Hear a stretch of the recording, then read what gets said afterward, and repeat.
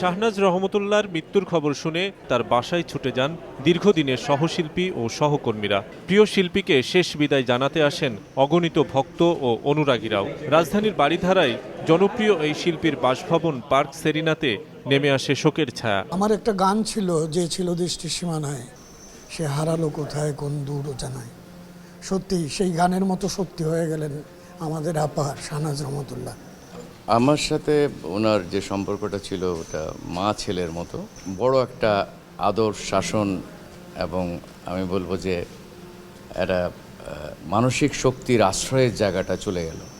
সে যা দিয়েছে বাংলাদেশকে, তার দেশের গান দিয়ে, তার আধুনিক গান দিয়ে, ছবির গান দিয়ে, সেগুলোই কিন্তু আমাদের পুঁজি।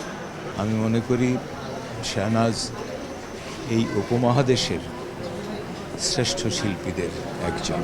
50 বছরের সঙ্গীত জীবনে কালোজয়ী নানা গান উপহার দিয়েছেন শাহনাজ।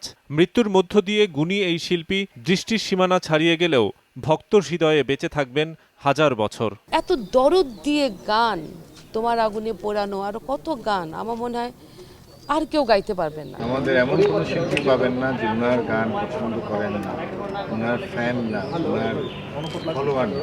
ভক্ত সাধারণের কাছে শিল্পীর জন্য মাগফিরাত কামনা করেন স্বজনেরা। জানান, শেষ জীবনে একটি সুফি অ্যালবাম প্রকাশের ইচ্ছা ছিল তার। ধর্মীয় কোনো গান নিয়ে যদি কিছু করি বা সুফি বাদ, তখন উনি বলছিলেন যে ঠিক আছে, এরকম যদি কোনো সিডি বের হয় আমি করব। আপনারা সবাই দোয়া করেন, আর উনি যদি কারো মনে কোনো কষ্ট দিয়ে থাকেন আপনারা মাফ করে দিয়েন।